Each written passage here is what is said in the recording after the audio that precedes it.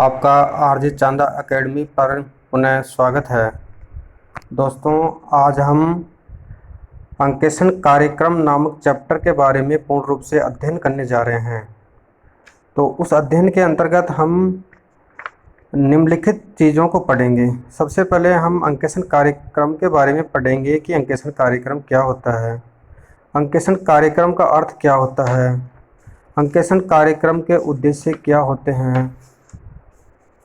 ठीक है दोस्तों, अंकेशन कार्यक्रम की रचना क्यों की जाती है, अंकेशन कार्यक्रम के क्या क्या लाभ होते हैं, अंकेशन से क्या क्या हानियां होती है, लोचपूर्ण अंकेशन कार्यक्रम क्या होता है, नैतिक जांच एवं परीक्षण जांच प्रणाली क्या होती है, परीक्षण जांच किसे कहते हैं, परीक्षण जांच में अंकेशक का उत्तरदायित्व क्या होता है, अंकेशन कार्य संबंधी पत्र क्या होते हैं। इन सब बारे में हम आज विस्तृत रूप से अध्ययन करने जा रहे हैं तथा अंकेशन कार्य संबंधी पत्रों को रखने के उद्देश्य क्या होते हैं आदि बातों पर आज हम विस्तृत रूप से अध्ययन करेंगे। तो दोस्तों, मेरे यूट्यूब चैनल आरजे चांदा एकेडमी को अगर आपने अभी तक ज्वाइन नहीं किया है तो कृपया ज्वाइन करें, वीडियो को लाइक करें, शेयर करें। अब दोस्तों, हम अपना चैप्टर स्टार्ट करते हैं सर्वप्रथम अंकेशन कार्यक्रम से। देखिए, अंकेशन कार्यक्रम क्या होता है। जब हम किसी भी कार्य को करने से पहले प्लानिंग बनाते हैं कि यह कार्य हमें किस प्रकार करना है, कैसे करना है, कितने समय में करना है, किस विधि से करना है, किस कानून के अंतर्गत करना है, यह सब कार्य ही एक तरीके से प्लानिंग कहलाती है। तो इस तरीके से अंकेशन कार्यक्रम को करने से पहले अपन को भी एक योजना बनानी पड़ती है। आज आइए इसका विस्तार से अध्ययन करते हैं। किसी भी संस्था का अंकेशन आरंभ करने से पूर्व अंकेशक को अपने कार्य की एक योजना बनानी पड़ती है। इस योजना को बनाने से पहले अंकेशक को कई प्रारंभिक बातों के संबंध में ज्ञान प्राप्त करना होता है। यदि अंकेशक के लिए उस संस्था का यह प्रथम अंकेशन नहीं है तो उसे संस्था के विषय में बहुत सी जानकारी पहले से ही प्राप्त होगी। वह इस संस्था संबंधी अंकेशन पत्रों, ऑडिट वर्किंग पेपर्स की फाइल निकालकर उसका अध्ययन करना होगा तथा अपने कार्य की योजना बनाएगा। इस प्रकार की योजना तैयार करने को अंकेशन कार्यक्रम भी कहा जाता है। दोस्तों, क्या कहा जाता है, यानी इस प्रकार की योजना तैयार करने को अंकेशन कार्यक्रम भी कहा जाता है। जब कोई अंकेशक किसी संस्था का नया अंकेशन आरंभ करता है तो उसे बहुत सी जानकारी प्राप्त करनी होती है। यानी कोई भी अंकेशक हो या कोई भी व्यक्ति हो, किसी संस्था में सर्वप्रथम कार्य करेगा तो वो उसके प्रति अनभिज्ञ होता है, तो उसे सर्वप्रथम निम्नलिखित सूचनाएं प्राप्त करनी होती है। पहला तो होता है कि व्यवसाय का कार्य क्षेत्र कैसा है, यानी व्यवसाय किस कार्य के क्षेत्र में संलिप्त है या कार्य कर रहा है। व्यवसायिक संस्था के विषय में जानकारी, व्यवसाय किस प्रकार का है, छोटा है, बड़ा है, ठीक है। और व्यवसाय की संस्था के विषय में जानकारी के बारे में, व्यवसाय की विशेषताएं कैसी है, पुस्तकालय की प्रणाली कैसी है, पुस्तकों की सूची कैसी है, कितने सहायक भैया किस प्रकार से रखी गई है, आंतरिक नियंत्रण प्रणाली कैसी है, कर्मचारियों का कार्य विभाजन कैसा है, यानी कर्मचारियों में कार्य का डिस्ट्रीब्यूशन किस स्तर से कर रखा है, यह निर्णय उच्च प्रबंधकों द्वारा लिया जाता है। पिछले वर्ष का प्रॉफिट एंड लॉस अकाउंट यानी लाभ हानि खाता और बैलेंस शीट क्या स्थिति दर्शा रही है, संस्था के उपनियम क्या क्या कहते हैं, उन सब के बारे में ऑडिटर द्वारा सर्वप्रथम प्रबंधकों द्वारा जानकारी प्राप्त की जाती है। अब बात करते हैं अन्य बातों के संबंध में जानकारी और लेनी होती है उसे, यानी चालू अंकेशन कराया जाएगा अथवा सामयिक अंकेशन। इन संबंध के बारे में दोस्तों मैंने आपको पिछले वीडियो में बताया था कि चालू अंकेशन क्या होता है, सामयिक अंकेशन क्या होता है। यानी इसके अतिरिक्त यदि अंतरिम यानी इंटरिम अंकेशन करना हो तो वैसी जानकारी प्राप्त करनी चाहिए। अब बात करते हैं सामयिक अंकेशन की स्थिति में अंकेशन आर्थिक वर्ष के तुरंत बाद आरंभ किया जाएगा। क्या किया जाएगा, यानी सामयिक अंकेशन की स्थिति में अंकेशन आर्थिक वर्ष यानी वित्तीय वर्ष के तुरंत बाद प्रारंभ किया जाएगा तथा अथवा कितनी अवधि के पश्चात किया जाएगा, ये उसे निर्धारित करना होता है पहले से ही। अंकेशक का रेम्यूनरेशन यानी पारिश्रमिक या वेतन क्या होगा, एक संलेख एक डेट द्वारा पहले से ही कंपनी के मैनेजर या प्रबंधकों द्वारा तय कर लिया जाता है कि उक्त अंकेशक का पारिश्रमिक कितना रहेगा। ठीक है दोस्तों, अब बात करते हैं अंकेशन कार्यक्रम के बारे में। अब अंकेशन कार्यक्रम का अर्थ होता क्या है, यानी अंकेशन कार्यक्रम होता क्या है। अब देखिए, अंकेषण प्रक्रिया को अपनाने की क्रमबद्ध योजना ही अंकेषण कार्यक्रम कहलाती है। क्या है दोस्तों, यानी अंकेषण प्रक्रिया को अपनाने की क्रमबद्ध यानी नीतिगत रूप से अपनाने की प्रक्रिया ही अंकेषण कार्यक्रम कहलाती है। जिस प्रकार भवन बनाने का कार्य प्रारंभ करने से पूर्व भवन का नक्शा, कार्य किस प्रकार आरंभ किया जाएगा, कितने श्रमिक लगाए जाएंगे, सामग्री कैसे प्राप्त की जाएगी तथा कार्य कितने समय में पूरा हो जाएगा आदि बातों के बारे में पहले ही योजना बनानी पड़ती है। बिल्कुल, अपन कोई भी कार्य करते हैं उससे पहले से प्रेडिक्शन बनानी पड़ती है, प्लानिंग बनानी होती है। इस कार्य को अपन को कैसे करना है, किस माध्यम से करना है, इसमें कितनी लागत आएगी, कितनी श्रमिक लागत आएगी, इन सभी चीज़ों का अध्ययन पहले से करते हैं। उसी प्रकार अंकेक्षण का कार्य आरंभ करने से पहले अंकेक्षण कार्यक्रम तैयार करना आवश्यक होता है। दोस्तों, इम्पोर्टेंट चीज़ है, अंकेक्षण का कार्य आरंभ करने से पहले सर्वप्रथम अंकेक्षण कार्यक्रम तैयार करना अति आवश्यक होता है कि अंकेक्षण कार्यक्रम कब और कैसे, कितने समय में, कौन कौन से ऑडिटर होंगे, उनका वेतन क्या होगा, इन सब के बारे में पहले से निर्धारण कर लिया जाता है। अब बात करते हैं इसको तैयार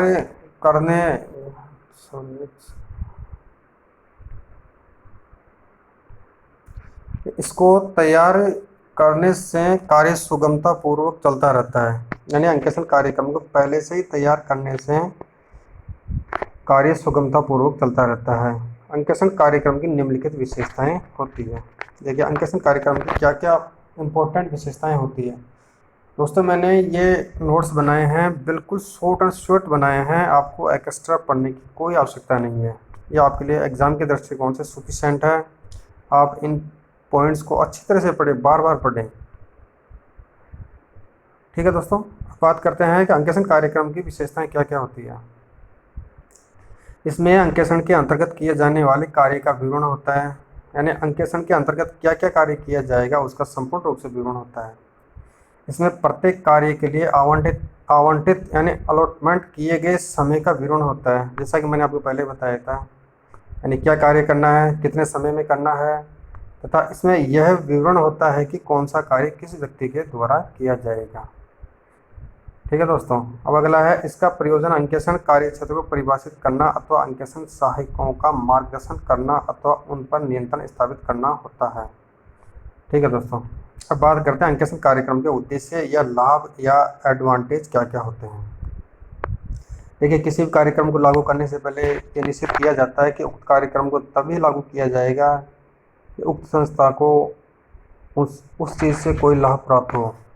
अब अंकेक्षण कार्यक्रम से हम पढ़ रहे हैं कि क्या क्या लाभ अपन को इन फ्यूचर में या वर्तमान में मिलेंगे। अब देखते हैं, अंकेक्षण कार्यक्रम बनाने से कई उद्देश्य होते हैं, लेकिन अंतर्राष्ट्रीय अंकेक्षण व्यवहार समिति ने निम्नलिखित उद्देश्यों की ओर विशेष ध्यान आकर्षित किया है। ये उद्देश्य क्या क्या है, देखो, ग्राहक की लेखा प्रणाली, नीतियां तथा आंतरिक नियंत्रण प्रविधियों के संबंध में जानकारी प्राप्त करना, यह निर्धारित करना कि आंतरिक नियंत्रण पर किस सीमा तक निर्भर रहा जा सकता है, जो अंकेक्षण प्रविधियां अपनाई हैं उनका स्वभाव, समय तथा सीमा निर्धारित करना तथा संपूर्ण कार्य को समन्वित करना है। अब बात करते हैं अंकेक्षण कार्यक्रम की रचना, यानी कंस्ट्रक्शन ऑफ ऑडिट प्रोग्राम, यानी अंकेक्षण कार्यक्रम की रचना कैसे की जाती है। लेखों के प्रत्येक पहलू के संबंध में छपे हुए अंकेक्षण कार्यक्रम भी बाजार में मिलते हैं, यानी आजकल अंकेक्षण प्रक्रिया के अंतर्गत जो भी क्रियाविधि अपनाई जाती है उसके रिगार्डिंग पेपर्स मार्केट में छपे हुए प्रिंटेड मिलते हैं, लेकिन किन्हीं भी दो व्यावसायिक संस्थाओं की स्थिति एक समान नहीं होती है। अतः अंकेक्षक को अपने नियोक्ता के व्यवसाय की परिस्थितियों को ध्यान में रखते हुए उसके अनुरूप ही अंकेक्षण कार्यक्रम की रचना करनी चाहिए। बिल्कुल, यानी हर व्यवसाय की स्थिति, उसके नियम रेगुलेशन अलग अलग होते हैं, तो उसी व्यवसाय की ज़रूरतों के हिसाब से ही अंकेक्षण कार्यक्रम के उद्देश्य को निर्धारित करना चाहिए। बाजार में उपलब्ध छपे हुए कार्यक्रम को आधार बनाया जा सकता है, लेकिन इसे ज्यों का त्यों नहीं अपनाना चाहिए। अंकेक्षण कार्यक्रम की रचना में प्रमुख रूप से यह निर्धारित किया जाता है कि अंकेक्षण स्टाफ में से कौन व्यक्ति किस कार्य को कितने समय में किस विधि से करेगा। यह रचना इस प्रकार से की जानी चाहिए कि स्टाफ पर कार्य का भार लगभग बराबर रूप से पड़े, व्यक्तियों को रुचि के अनुसार कार्य मिले, निर्धारित समय तक पूरा हो सके और कार्य के प्रत्येक भाग का निश्चित व्यक्ति पर उसका उत्तरदायित्व निर्धारित किया जा सके। यानी समानता रहनी चाहिए। ऐसा नहीं होना चाहिए कि एक व्यक्ति को ज़्यादा कार्य दे दिया गया है तथा दूसरे कर्मचारी को कम कार्य दिया गया है, जिससे अनावश्यक रूप से व्यवधान उत्पन्न नहीं हो। अब बात करते हैं आगे।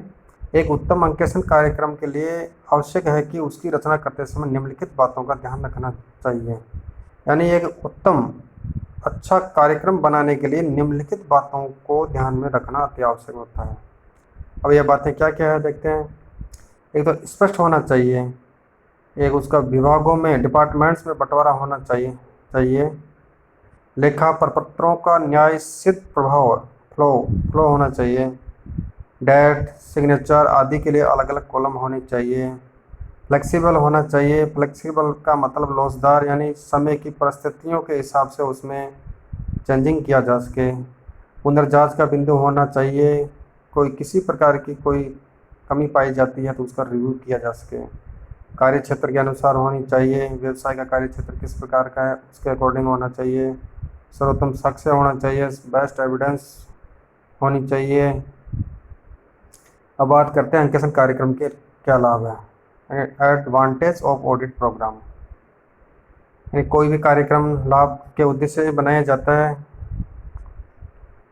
अब बात करते हैं कर्मचारियों में योग्यता अनुसार कार्य का विभाजन होना चाहिए, यानी कर्मचारियों की उनकी क्वालिफिकेशन के हिसाब से कार्य का विभाजन होना चाहिए। यानी जो कर्मचारी अच्छा पढ़ा लिखा है, अच्छा तकनीकी कौशल वाला व्यक्ति है तो उसको अच्छा कार्य दिया जाना चाहिए, और उससे कम पढ़ा लिखा व्यक्ति को उसकी योग्यता कम है तो योग्यता के हिसाब से कार्य दिया जाना चाहिए। उत्तरदायित्व निश्चित करना, यानी प्रत्येक व्यक्ति का उत्तरदायित्व निश्चित होना चाहिए। यदि जब तक आदमी का या व्यक्ति का संस्था में उत्तरदायित्व निश्चित नहीं होगा तो वह मन लगाकर कार्य नहीं करेगा, जिससे व्यवसाय के व्यावसायिक उद्देश्यों की पूर्ति होना सुनिश्चित नहीं हो पाएगा। अंकेक्षण कार्य की प्रगति के बारे में रिपोर्ट होगी। कर्मचारियों परिवर्तन का अंकेक्षण कार्य पर प्रभाव नहीं। कार्य में एकरूपता, न्यायालय में रक्षा, संपूर्ण जांच, समय की बचत होगी। ये सब चीज़ें अंकेक्षण कार्यक्रम के लाभ होते हैं। अगला है पुनर्निरीक्षण की सुविधा होगी, यानी रिव्यू करने की सुविधा मिलेगी। पिछली बार की तुलना इस वर्ष के लेखों से करेंगे तो उनमें क्या कमियां हैं उनमें अपन को रिव्यू करने में सुविधा होगी। अंकेक्षण सिद्धांतों का पालन होगा। अब देखिए दोस्तों, किसी भी चीज़ के अंतर्गत कुछ लाभ होते हैं तो कुछ डिसएडवांटेज भी होते हैं। तो देखिए अंकेक्षण कार्यक्रम से क्या क्या हानियां होने की संभावनाएं होती है। नहीं, कार्य का यंत्रवत होना, सिस्टमेटिक नहीं होना, स्वतंत्र निर्णय लेने के लिए प्रोत्साहन का अभाव, रचनात्मक चिंतन का अभाव, नैतिक प्रभाव में कमी, छल कपट का कम प्रकट होना, अयोग्यताएं प्रकट न होना, न्यायालय में अंकेक्षक के विरुद्ध प्रयुक्त होना आदि चीज़ें होती हैं। अब बात करते हैं लोचपूर्ण अंकेक्षण कार्यक्रम के बारे में। इलास्टिक और फ्लेक्सिबल ऑडिट प्रोग्राम क्या होता है। देखिए, एक अंकेक्षण कार्यक्रम तभी सार्थक सिद्ध होगा जबकि वह लोचपूर्ण हो, यानी एक अंकेक्षण कार्यक्रम तभी सार्थक सिद्ध होगा जबकि वह लोचपूर्ण हो, यानी समय व परिस्थिति के अनुसार उसमें परिवर्तन किया जा सके। इसके लिए यह उक्ति अत्यंत महत्वपूर्ण है। एक अंकेक्षण कार्यक्रम के उपयोगी होने के लिए उसका लोचदार होना आवश्यक है। लोचपूर्ण अंकेक्षण कार्यक्रम एक ऐसा कार्यक्रम होता है जिससे परिवर्तित परिस्थितियों के अनुरूप अंकेक्षण के दौरान ढाला जा सके। प्रायः यह देखा जाता है कि अंकेक्षण कार्यक्रम बनाते समय यह संभव नहीं होता है कि सभी प्रकार की भावी परिस्थितियों का 100% सही पूर्वानुमान लगाया जा सके। जब अंकेक्षण कार्य प्रगति पर होता है तो ऐसी परिस्थितियां सामने आ सकती है जिनका कार्यक्रम तैयार करते समय अनुमान नहीं लगाया गया था। ऐसी नई परिस्थितियां प्रकट होने पर यह आवश्यक हो जाता है कि पूर्व निर्धारित अंकेक्षण कार्यक्रम में उन परिस्थितियों की आवश्यकता के अनुसार परिवर्तन किया जाए। यह परिवर्तन तभी संभव होगा जबकि अंकेक्षण कार्यक्रम लचीला हो। अगर अंकेक्षण कार्यक्रम फ्लेक्सिबल नहीं होगा तो व्यापार की परिस्थितियों तथा समय की स्थिति के अनुसार भी परिवर्तन नहीं किया जा सकता है। यानी अंकेक्षण कार्यक्रम को लचीला होना अति आवश्यक होता है। जब भी समय परिस्थिति में बदलाव हो तुरंत अंकेक्षण कार्यक्रम में परिवर्तन किया जा सके। अब बात करते हैं अंकेक्षण कार्य प्रणाली, ऑडिट प्रोसीजर। अंकेक्षक के कर्मचारी अपना कार्य कई प्रणालियों के आधार पर करते हैं। कहीं पर विस्तृत जांच करते हैं और कहीं पर नैतिक तो कहीं पर परीक्षण जांच की जाती है। जब कर्मचारी प्रत्येक व्यवहार की गहराई से जांच करते हैं तो उसे विस्तृत जांच कहा जाता है। दोस्तों इसको याद रखना, एग्जाम में क्वेश्चन आ सकता है कि विस्तृत जांच किसे कहते हैं। यानी जब कर्मचारी प्रत्येक व्यवहार की यानी प्रत्येक ट्रांजैक्शन की गहराई से जांच करते हैं तो उसे विस्तृत जांच कहा जाता है। यदि व्यवसाय में आंतरिक निरीक्षण यानी इंटरनल चेक की प्रथा संतोषप्रद न हो अथवा महत्वपूर्ण पुस्तकों उदाहरण के रूप में केसबुक की जांच करनी हो तो वह जांच विस्तार से की जाती है। यानी जो जांच की जाएगी केसबुक की वह विस्तार से की जाएगी। उसे आगे बात करते हैं नैतिक जांच एवं परीक्षण जांच प्रणाली। अब बात करते हैं नैतिक जांच रूटीन चेकिंग क्या होता है। देखिए दोस्तों, प्रत्येक अंकेक्षक के द्वारा सब व्यवसायों में नैतिक जांच अवश्य की जाती है। इसके अंतर्गत निम्नलिखित कार्य आते हैं। और रूटीन चेकिंग के अंदर क्या क्या कार्य आते हैं। आरंभिक लेखा पुस्तकों में जोड़, कास्ट व उपजोड़, सबकास्ट की जांच करना, अगले पृष्ठ पर ले जाए गए जोड़, कैरी फॉरवर्ड्स की जांच करना, अन्य गणनाओं की जांच करना।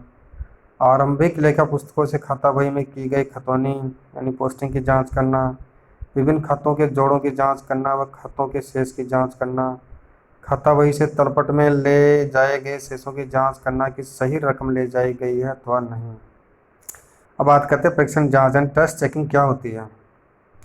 जब लेखा पुस्तकों में किए गए प्रत्येक व्यवहार के लेखे की जांच न करके कुछ चुने हुए व्यवहारों की जांच की जाती है तो उसे परीक्षण जांच कहते हैं। दोस्तों याद रखना, क्वेश्चन एग्जाम में आ सकता है कि परीक्षण यानी टेस्ट चेकिंग जांच किसे कहते हैं। यानी जब लेखा पुस्तकों में किए गए प्रत्येक व्यवहार के लेखे की संपूर्ण जांच ना करके कुछ चुने हुए व्यवहारों की जांच की जाती है उसे परीक्षण जांच कहते हैं। देखिए आजकल अंकेक्षण प्रक्रिया बहुत कुछ परीक्षणों एवं नमूनों सैंपल्स के आधार पर की जाती है। यह इस सिद्धांत पर आधारित है कि यदि पूरे व्यवहार में से केवल कुछ प्रतिनिधि व्यवहारों की जांच की जाती है और ये यदि जांच के फलस्वरूप इन व्यवहारों की सत्यता प्रमाणित हो जाती है तो मान लिया जाएगा कि वे समस्त व्यवहार सही है जिनके ये प्रतिनिधि हैं। यदि टेस्ट चेकिंग के समय गलतियां अथवा अनियमितताएं इरेगुलरिटी प्रकट होती है तो यह निर्धारित किया जाता है कि क्या गलतियां एवं अनियमितताएं ऐसी है कि परीक्षण जांच का क्षेत्र बढ़ाया जाए। देखिए दोस्तों, परीक्षण जांच ये का उद्देश्य यह होता है कि व्यापार के अंतर्गत ट्रांजैक्शन काफ़ी संख्या में होते हैं तो कई बार ऑडिट करते समय परीक्षण जांच का सारा समय के अभाव को मद्देनजर रखते हुए निर्णय लिया जाता है कि अपन हज़ारों ट्रांजैक्शनों में से एक आध ट्रांजैक्शन की जांच रैंडमली रूप से करते हैं। यदि वो ट्रांजैक्शन सही पाए जाते हैं तो लगभग सभी ट्रांजैक्शन को सही मान लिया जाता है। पर इस प्रणाली में काफ़ी दोष होते हैं। ज़रूरी नहीं है कि 1000 एंट्रीज में 5 एंट्रीज चेक की, 5 एंट्रीज सही है, हो सकता है बाकी एंट्रियाँ गलत भी हो सकती है, तो उसके काफ़ी दुष्प्रभाव भी पड़ते हैं। अब बात करते हैं परीक्षण जांच एवं अंकेक्षक का उत्तरदायित्व यानी test checking and auditors responsibilities.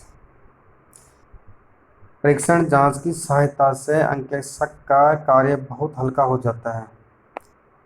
यानी उसका कार्य स्वाभाविक हल्का हो जाएगा, उसे ज़्यादा कार्य नहीं करना पड़ेगा, केवल थोड़ी बहुत व्यवहारों की जांच करके ही निर्णय ले लिया जाएगा या नेगेटिव या पॉजिटिव जो चीज़ें वो निर्णय ले लिया जाएगा। परिणाम भी प्राय ठीक निकलते हैं। लेकिन परीक्षण जांच अपनाते समय अंकेक्षक को अत्यंत सावधान रहना चाहिए। जब उसे पूर्ण विश्वास हो जाए कि आंतरिक नियंत्रण की प्रथा संतोषप्रद है, तभी उसे परीक्षण जांच का सहारा लेना चाहिए। परीक्षण जांच की सीमा निर्धारित करते समय उसे परीक्षण जांच की सीमा से संबंधित सिद्धांतों का पालन करना चाहिए। जिस नमूने की जांच की जा रही है उसमें कुछ अनियमितताएं इरेगुलेटरी पकड़ में आ जाती है तो अंकेक्षक को अपने जांच क्षेत्र का विस्तार कर देना चाहिए। इसका कहने का तात्पर्य यह है कि यदि अंकेक्षक व्यवहारों की जांच कर रहा है, अकाउंट्स की चेकिंग कर रहा है, अगर उसको किसी भी स्तर पर थोड़ी बहुत गलती पकड़ में आ जाती है, अनियमितता या कपट पकड़ में आ जाता है, तो उसे परीक्षण जांच के भरोसे नहीं रहना चाहिए। उसे अपने जांच का क्षेत्र को विस्तारित कर देना चाहिए, यानी उसका दायरा बढ़ा देना चाहिए। ठीक है दोस्तों, अब बात करते हैं कि परीक्षण जांच की सीमा निर्धारित करते समय उसे परीक्षण जांच की सीमा से संबंधित सिद्धांतों का पालन करना चाहिए। जिस नमूने की जांच की जा रही है उसमें कुछ अनियमितताएं पकड़ में आ जाती है तो अंकेक्षक को अपने जांच क्षेत्र का विस्तार कर देना चाहिए। अंकेक्षक को यह ध्यान रखना चाहिए कि उसका उत्तरदायित्व केवल उन्हीं व्यवहारों की जांच के संबंध में नहीं है जिन्हें उसने नमूने के रूप में चुना है, उसका उत्तरदायित्व समस्त व्यवहारों के संबंध में है। परीक्षण जांच के द्वारा वह पूरे कार्य के संबंध में अपने उत्तरदायित्व से मुक्त नहीं हो सकता है। दोस्तों, अब ये एक इम्पोर्टेंट चीज़ है कि परीक्षण जांच उसके कार्य को कम कर सकती है, यानी परीक्षण जांच उसके कार्य को तो कम कर सकती है लेकिन उसके उत्तरदायित्वों को नहीं। यानी जो अंकेक्षक यानी ऑडिटर ने जो चेकिंग की है, मान के चलिए उसने 2000 ट्रांजैक्शन में से 1000 ट्रांजैक्शन की जांच कर ली, 1000 ट्रांजैक्शन सही पाए गए और उनमें से अगले 1000 ट्रांजैक्शनों में कुछ गलतियां पाई गई, तो ऑडिटर ये नहीं कह सकता है कि मैंने केवल 1000 ट्रांजैक्शन ही परीक्षण जांच के माध्यम से जांचे हैं और दूसरे ट्रांजैक्शनों की मैंने चेकिंग नहीं की है, तो मैं उसके लिए जिम्मेदार नहीं हूँ कि मैं तो केवल मेरे 1000 ट्रांजैक्शन के लिए जिम्मेदार नहीं हूँ। तो इसमें ऐसा कोई प्रोविज़न नहीं है कि वो पूरे 2000 ट्रांजैक्शनों के लिए जिम्मेदार होगा, वो उसका दायित्व होगा। ठीक है दोस्तों, इसमें तो इम्पोर्टेंट एग्जाम में क्वेश्चन आ सकता है, ये ध्यान रखना कि परीक्षण जांच उसके कार्य को कम कर सकती है लेकिन उसके उत्तरदायित्व को नहीं।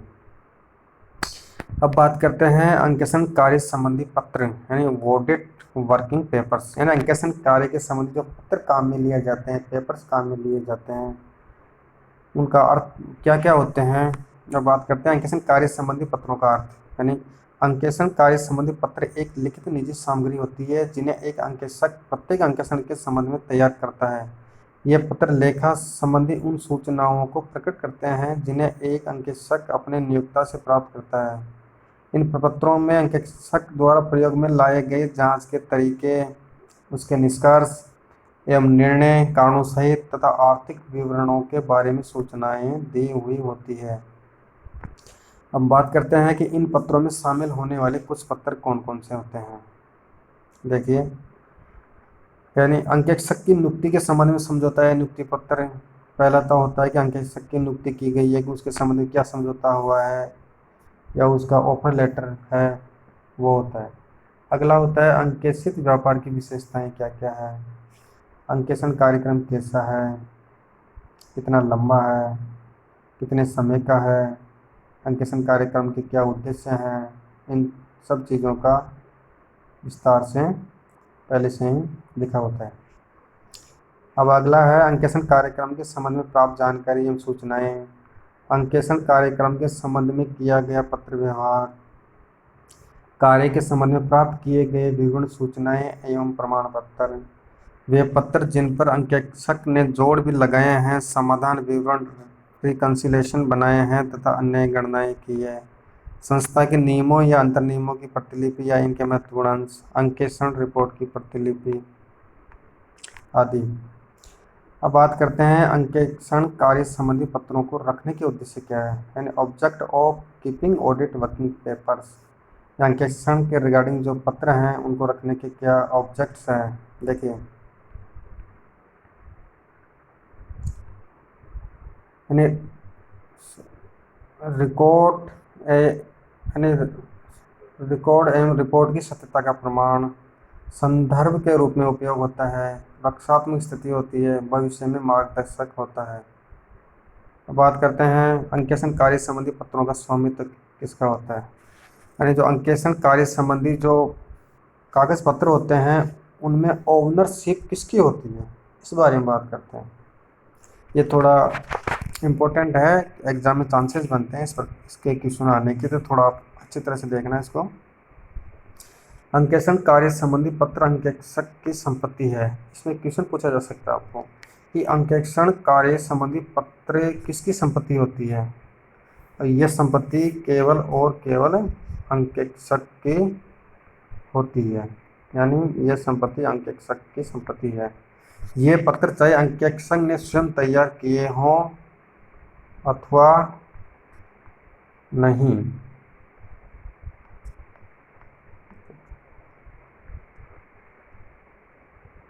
अंकेक्षक के मांगने पर व्यवसाय के स्वामी द्वारा दिए गए हों। व्यवसाय के स्वामी का इन पर कोई अधिकार नहीं होता है, यानी व्यवसाय के स्वामी का इन पर कोई अधिकार, कोई राइट्स नहीं होता है। यदि अंकेक्षक ने नियोक्ता से कोई पत्र अल्प समय के लिए उधार लिया है तो अंकेक्षक उसे अपने पास नहीं रख सकता। यानी कोई भी सूचना बिजनेस के रिगार्डिंग ली गई है ऑडिटर द्वारा मैनेजर्स को करके, तो वो जो भी डायरेक्टर या मैनेजर्स द्वारा जो पत्र दिया गया उसको अंकेक्षक द्वारा वापसी लौटाया जाएगा, लौटाना होगा। अंकेक्षण कार्य संबंधी पत्रों को अंकेक्षक को अपने आधिपत्य में रखने का अधिकार है, लेकिन उसको ये अपने पास रख सकता है। अंकेक्षण कार्य संबंधी पत्रों को अंकेक्षक को अपने आधिपत्य में रखने का अधिकार है, लेकिन इसका यह अर्थ नहीं होता है कि उसे नियोक्ता की गुप्त बातों को भी प्रकट करने का अधिकार है। बिल्कुल, ऐसा करने पर वह व्यावसायिक दुराचरण का दोषी होगा, किंतु नियोक्ता की प्रार्थना पर या किसी कानून के अंतर्गत यदि उसे यह सूचना प्रकट करनी पड़े तो वह दोषी नहीं होगा। अब बात करते हैं अंकेक्षण कार्य संबंधी पत्रों को फाइल करना, यानी filing of audit working papers. यानी अंकेक्षण कार्य के संबंध में जो पत्र, फाइल्स है, डॉक्यूमेंट्स है, उनको किस तरीके से फाइल करना है।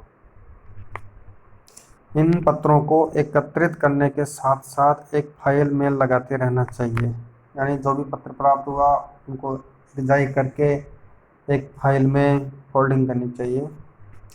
अंकेक्षक अपने द्वारा अंकेक्षित प्रत्येक संस्था के लिए अलग अलग फाइलें रखता है, जिसमें उस संस्था से संबंधित अंकेक्षण पत्र फाइल कर दिए जाते हैं।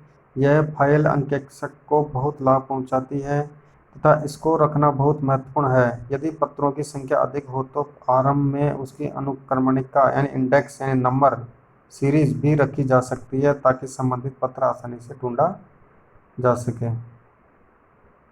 अब बात करते हैं क्या अंकेक्षण संबंधी पत्रों को कानून के अंतर्गत रखना आवश्यक है। यानी जो अंकेक्षण के कागजात हैं, डॉक्यूमेंटेशन है, उनको कब तक रखना आवश्यक होगा या उन कब तक नहीं रखना होगा, इन सब चीज़ों के बारे में हम अध्ययन करेंगे। देखिए, इन प्रपत्रों को अंकेक्षक द्वारा कितने समय तक सुरक्षित रखा जाए इस संबंध में कोई प्रावधान नहीं है, यानी इस संबंध में कोई प्रोविज़न नहीं है। किंतु कंपनी अधिनियम 2013 की धारा 128, दोस्तों याद रखना कि कंपनी एक्ट 2013 की धारा 128 के अंतर्गत कंपनी की लेखा पुस्तकों को संबंधित वर्ष के बाद, यानी संबंधित अकाउंट्स की, जैसे इस साल के 2023-24 के अकाउंट्स कंप्लीट हो गए तो 24 से 8 वर्ष तक सुरक्षित रखना होगा। यानी लेखा पुस्तकों को संबंधित वर्ष के बाद 8 वर्ष तक सुरक्षित रखें, किंतु कानून के अंतर्गत वह ऐसा करने को बाध्य नहीं है। यानी कानून में ऐसा कोई प्रोविज़न नहीं है, लेकिन कंपनी अधिनियम 2013 की धारा 128 के अंतर्गत 8 वर्ष तक उनको सुरक्षित रखा जाना चाहिए। अब बात करते हैं अंकेक्षण नोटबुक यानी ऑडिट नोटबुक क्या होती है। जैसा कि पहले बताया गया है कि अंकेक्षण कार्य संबंधी पत्र में अंकेक्षण नोटबुक भी हो सकती है। प्राय अंकेक्षण कार्य संबंधी पत्र खुले रूप में एक फाइल में नत्थी करके रखे जाते हैं, परंतु कभी कभी एक बंदी नोटबुक भी रखी जाती है जिसमें अंकेक्षण कार्य संबंधी महत्वपूर्ण विवरण को लिख लिया जाता है अथवा उनकी नकल कर ली जाती है। इस नोटबुक को कुछ लोग अंकेक्षक नोटबुक के नाम से पुकारते हैं। शेष अन्य पत्रों को खुले रूप में फाइल में नकदी कर लिया जाता है।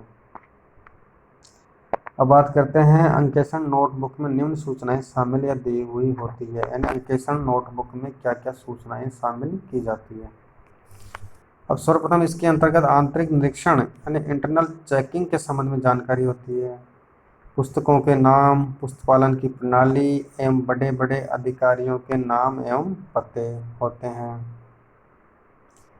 संस्था पर लागू होने वाले महत्वपूर्ण प्रश्न और उनके उत्तर, व्यवसाय से पूछे जाने वाले महत्वपूर्ण प्रश्न और उनके उत्तर, खोए हुए वाउचर्स की सूची, मुख्य मुख्य अकाउंट्स का जोड़ एवं शेष, वे सूचनाएं जो भविष्य के लिए महत्व रखती है, अन्य कोई विशेष बात जिसे कोई अंकेक्षक लिखना चाहे, तथा व्यवसाय की विशेषताएं।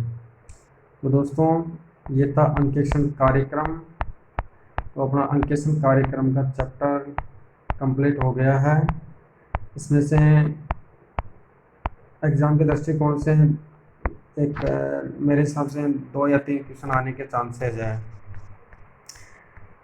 चैप्टर अच्छा है, आपको इसकी नॉलेज होनी चाहिए कि अंकेक्षण कार्यक्रम क्या होता है, कैसे किया जाता है। तो मैंने आपको मोटा मोटा ओवरव्यू पहले बता दिया था, फिर विस्तारित रूप से आपको बता दिया मैंने। आप लोग इसको अच्छी तरह से रीड कीजिएगा। और दोस्तों मैं एक बात कहना चाहूँगा कि जो मेरा अभी पिछला वीडियो था ऑडिट के इंट्रोडक्शन के बारे में, तो दोस्तों उसमें कोई टेक्निकल वॉइस प्रॉब्लम था। आप घबराइए नहीं, मैं उसको जैसे अपना ऑडिट का बैच पूरा होता है तो उसके बाद में मैं नया वीडियो बना के आपके सामने अपलोड कर दूँगा। दोस्तों आज के लिए इतना ही।